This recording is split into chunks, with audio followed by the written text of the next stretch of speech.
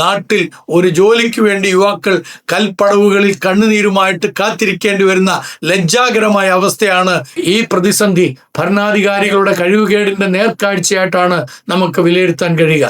രാജ്യത്ത് തൊഴിലില്ലായ്മ രൂക്ഷമാകുന്നതും സ്ഥിരം തൊഴിലുകൾ വെട്ടിച്ചുരുക്കി കരാർ നിയമങ്ങൾ നടപ്പിലാക്കുന്നതും സ്വപ്നങ്ങൾ തുടർച്ചയായി ചവിട്ടി അരയ്ക്കപ്പെടുമ്പോൾ അവർ തെരുവിൽ പൊട്ടിക്കരയുക മാത്രമല്ല ചെയ്യുന്നത്, ജനാധിപത്യത്തിന്റെ കാതലായ വോട്ട് പെട്ടിയിലൂടെ ഭരണാധികാരികളുടെ കസേര തെറിപ്പിച്ച് ഇന്ത്യൻ ജനാധിപത്യത്തിൽ ജനങ്ങളുടെ ക്ഷമയ്ക്ക് ഒരു പരിധി ഉണ്ടെന്നുള്ളത് ഭരണാധിപന്മാർ ഓർത്തിരിക്കുന്നത് നന്നായിരിക്കും.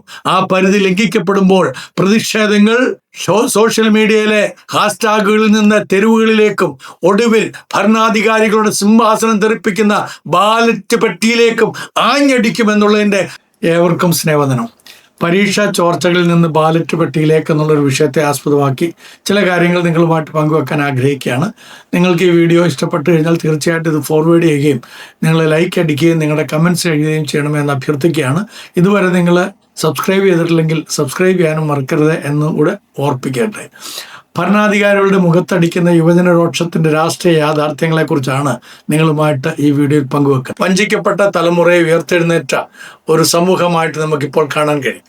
ഒരു രാജ്യത്തിൻ്റെ ഭാവി അതിൻ്റെ യുവജനങ്ങളുടെ കൈകളിലാണെന്ന പതിറ്റാണ്ടുകളായുള്ള പൊള്ളയായ മുദ്രാവാക്യം ഇന്ന് ഭരണകൂടങ്ങളുടെ മുഖത്തേക്ക് നോക്കി പുച്ഛിച്ച് ചിരിക്കുകയാണെന്ന് നമുക്കെല്ലാവർക്കും അറിയാം. അതാണ് ഇന്നത്തെ നമ്മുടെ ഇന്ത്യൻ യുവത്വം. സ്വപ്നങ്ങൾ തുടർച്ചയായി ചവിട്ടി അരയ്ക്കപ്പെടുമ്പോൾ അവർ തെരുവിൽ പൊട്ടിക്കരയുക മാത്രമല്ല ചെയ്യുന്നത്, ജനാധിപത്യത്തിൻ്റെ കാതലായ വോട്ട് പെട്ടിയിലൂടെ ഭരണാധികാരികളുടെ കസേര തെറിപ്പിച്ച് തങ്ങളുടെ വിധിയെഴുത്തുകയും കൂടി ചെയ്യുകയാണ്. തൊഴിലില്ലായ്മയും അഴിമതി നിറഞ്ഞ പരീക്ഷാ സംവിധാനങ്ങളും രാജ്യത്ത് സൃഷ്ടിച്ച പ്രക്ഷുബ്ധമായ അന്തരീക്ഷം ഇന്ത്യൻ രാഷ്ട്രീയത്തിന്റെ ഗതി മാറ്റിക്കൊണ്ടിരിക്കുകയാണെന്നുള്ളത് നമ്മൾ ഈ ദിവസങ്ങളിൽ മനസ്സിലാക്കിക്കൊണ്ടിരിക്കുകയാണല്ലോ. ചോദ്യപേപ്പർ ചോർച്ചയെക്കുറിച്ച് നിങ്ങൾക്കൊക്കെ അറിയാം. ഭരണകൂടം ലക്ഷക്കണക്കിന് ഉദ്യോഗാർത്ഥികളുടെ ജീവിതത്തോടൊപ്പം നടത്തുന്ന ചൂതാട്ടത്തെക്കുറിച്ച് നമ്മളൊക്കെ മനസ്സിലാക്കിയതാണ്. കഴിഞ്ഞ കാലങ്ങളിൽ ഇന്ത്യയിലെ സർക്കാർ റിക്രൂട്ട്മെന്റ് പരീക്ഷകളും പ്രവേശന പരീക്ഷകളും ചോദ്യപേപ്പർ ചോർച്ച, ചോദ്യം ചെയ്യപ്പെടലുകൾ, അതേപോലെ തന്നെ പരീക്ഷാ റദ്ദാക്കലുകൾ എന്നിവയുടെ സ്ഥിരം മേൽവിലാസമായിട്ട് മാറുകയുണ്ടായി. ഒരു സർക്കാർ ജോലിക്ക് വേണ്ടി വർഷങ്ങളോളം രാപ്പകലില്ലാതെ കഷ്ടപ്പെട്ട് തയ്യാറെടുക്കുന്ന സാധാരണക്കാരായ ലക്ഷക്കണക്കിന് യുവാക്കൾക്ക് ഇത് വെറും ഒരു പരീക്ഷാ പരാജയം മാത്രമല്ല, മറിച്ച് അവരുടെ ജീവിതത്തിലെ ഏറ്റവും വിലപ്പെട്ട വർഷങ്ങളും യൗവനവും നഷ്ടപ്പെടുന്ന ക്രൂരമായ ഒരു വഞ്ചനയും കൂടിയാണ്. അന്താരാഷ്ട്ര മാധ്യമങ്ങൾ വരെ റിപ്പോർട്ട് ചെയ്ത ഈ പ്രതിസന്ധി ഭരണാധികാരികളുടെ കഴിവുകേടിന്റെ നേർക്കാഴ്ചയായിട്ടാണ് നമുക്ക് വിലയിരുത്താൻ കഴിയുക.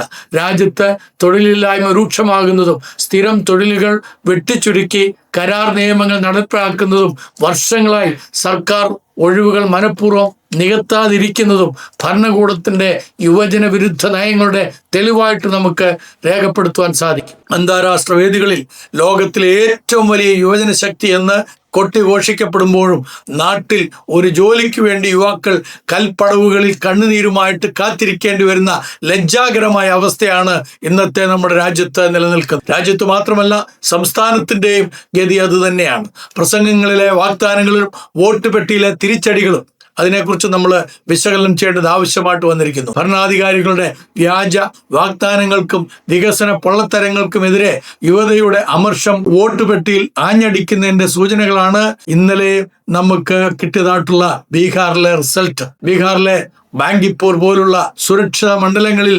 ഭരണപക്ഷത്തിനുണ്ടായ കനത്ത തിരിച്ചടി കേവലം ഒരു തെരഞ്ഞെടുപ്പ് തോൽവിയല്ല, അത് വർഷങ്ങളായി അടിച്ചമർത്തപ്പെട്ട യുവജനങ്ങളുടെ രോക്ഷാഗ്നിയാണ്.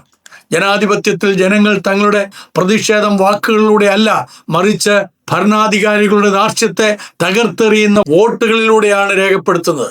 ആദ്യമായി വോട്ട് ചെയ്യുന്ന പുതിയ തലമുറയും വർഷങ്ങളായി തൊഴിലിനായി അലയുന്ന ഉദ്യോഗാർത്ഥികളും രാഷ്ട്രീയക്കാരുടെ വർണ്ണപ്പകിട്ടാർന്ന പ്രസംഗങ്ങളെ അല്ല, മറിച്ച് സ്വന്തം ജീവിതത്തിലെ മുറിവുകളെയാണ് അളവുകോലാക്കുന്നത്.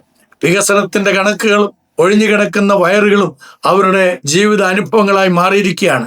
അടിത്തട്ടിലെ യാഥാർത്ഥ്യങ്ങളെ മൂടിവെക്കാൻ ഭരണകൂടം ഡിജിറ്റൽ വളർച്ചയുടെയും അടിസ്ഥാന സൗകര്യ വികസനത്തിൻ്റെയും കണക്കുകൾ നിരത്തുമ്പോൾ യഥാർത്ഥ ചോദ്യം ഇതാണ്: ഈ സാമ്പത്തിക വളർച്ചയുടെ ഗുണഫലം തൊഴിലില്ലാതെ വലയുന്ന ലക്ഷക്കണക്കിന് യുവാക്കളുടെ അടുത്ത് എത്തുന്നുണ്ടോ? അവർക്കത് പ്രയോജനപ്പെടുന്നുണ്ടോ? യുവജനങ്ങൾക്ക് അന്നവും അന്തസ്സും നൽകാൻ കഴിയാത്ത ഒരു സാമ്പത്തിക വളർച്ചയും രാജ്യത്തിന് ആവശ്യമില്ല എന്നുള്ളത് നമുക്കറിയാം. വികസനവും തൊഴിൽ സുരക്ഷിതത്വവും ഒരുപോലെ മുന്നേറേണ്ടതായിട്ടുണ്ട്. എന്നാൽ യുവാക്കളുടെ കണ്ണുനീരിൽ കുതിർന്ന വികസനത്തിന്മേൽ അധികാരം നിലനിർത്താമെന്ന വ്യാമോഹം ഭരണാധികാരികൾ അവസാനിപ്പിച്ചേ തീരൂ എന്നുള്ളതാണ് ഈ വിധിയെഴുത്തിലൂടെ അവർ വെളിപ്പെടുത്തി തന്നിരിക്കുന്നത്. വിട്ടുവീഴ്ചയില്ലാത്ത മുന്നറിയിപ്പ് നമ്മൾ മനസ്സിലാക്കിയിരിക്കണം. ഇന്നത്തെ ഭരണാധികാരികൾക്ക് നൽകാനുള്ള ശക്തമായ ഒരു മുന്നറിയിപ്പ് ഇതാണ്: യുവജനങ്ങളുടെ ക്ഷമയെ പരീക്ഷിക്കരുത്. വെറും വാഗ്ദാനങ്ങളും തട്ടിക്കൂട്ടലുകളും കൊണ്ട് ഇനി പുതിയ തലമുറയെ നിങ്ങൾക്ക് കളിപ്പിക്കാനാകുകയില്ല. അവർ കബളിക്കപ്പെടുകയില്ല.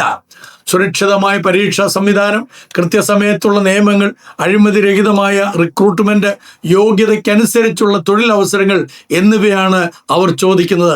അതവരുടെ നിങ്ങൾ കൊടുക്കുന്ന ഔദാര്യമല്ല, അതവരുടെ അവകാശം കൂടിയാണ്.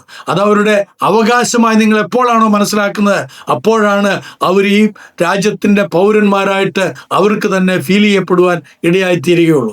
നിങ്ങൾ കൊടുക്കുന്ന പൗരാവകാശമല്ല മനുഷ്യന്റെ പൗരാവകാശം. ഈ രാജ്യത്തിൽ ജനിച്ചു വളർത്തപ്പെട്ടവന്റെ പൗരാവകാശം എന്ന് പറയുന്നത് നിങ്ങൾക്ക് ചോദ്യം ചെയ്യാൻ കഴിയാത്തതുമാണ്. ഇന്ത്യൻ ജനാധിപത്യത്തിൽ ജനങ്ങളുടെ ക്ഷമയ്ക്ക് ഒരു പരിധി ഉണ്ടെന്നുള്ളത് ഭരണാധിപന്മാർ ഓർത്തിരിക്കുന്നത് നന്നായിരിക്കും. ആ പരിധി ലംഘിക്കപ്പെടുമ്പോൾ പ്രതിഷേധങ്ങൾ സോഷ്യൽ മീഡിയയിലെ ഹാഷ്ടാഗുകളിൽ നിന്ന് തെരുവുകളിലേക്കും ഒടുവിൽ ഭരണാധികാരികളുടെ സിംഹാസനം തെറിപ്പിക്കുന്ന ബാലറ്റ് പെട്ടിയിലേക്കും ആഞ്ഞടിക്കുമെന്നുള്ളതിൻ്റെ ഉത്തമ ഉദാഹരണമാണ് ഇന്നലെ ബീഹാറിൽ നിന്ന് വന്നിരിക്കുന്ന റിസൾട്ട് എന്നുള്ളത് ഭരണാധിപന്മാർ ഓർക്കുന്നത് ഏറ്റവും നന്നായിരിക്കും. ഇന്നത്തെ സർക്കാരിന് മുന്നിലുള്ള ചോദ്യം വ്യക്തമാണ്: യുവജനങ്ങളെ വെറും വോട്ടർമാരായി കണ്ട് ചൂഷണം ചെയ്യാനുള്ള ചട്ടുകങ്ങളാക്കിയാണോ നിങ്ങൾ, അതോ രാജ്യനിർമ്മാണത്തിന്റെ യഥാർത്ഥ പങ്കാളികളെ അംഗീകരിക്കുകയാണോ? ഇതിനുള്ള ഉത്തരം നൽകിയില്ലെങ്കിൽ ഇന്ത്യയുടെ അടുത്ത രാഷ്ട്രീയ അധ്യായം ഭരണാധികാരികളുടെ പതനത്തിന്റെ ചരിത്രമായിരിക്കും എഴുതുക എന്നോർപ്പിച്ചുകൊണ്ട് നിർത്തുന്നു. നന്ദി, നമസ്കാരം.